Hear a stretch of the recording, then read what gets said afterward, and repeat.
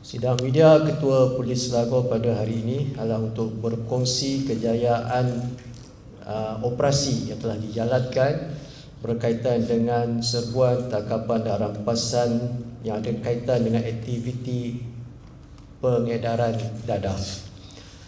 Ada 4 operasi yang telah dijalankan dan saya akan bacakan dan kongsikan satu persatu.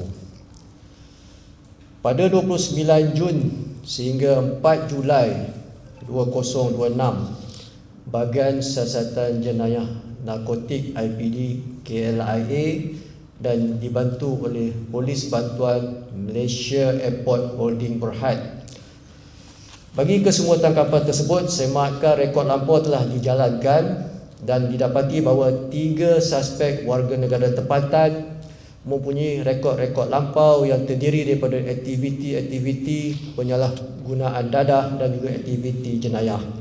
Manakala bagi suspek warga negara asing tiada rekod jenayah dikesan.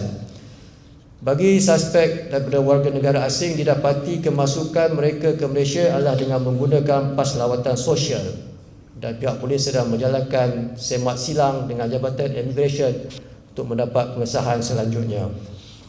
Secara keseluruhan, keempat-empat rampasan yang telah dijalankan membawa kepada dadah jenis bunga ganja adalah dianggarkan sekitar beratnya 166.2 kg dengan jumlah keseluruhan nilai rampasan sekitar ringgit Malaysia 13.34 juta.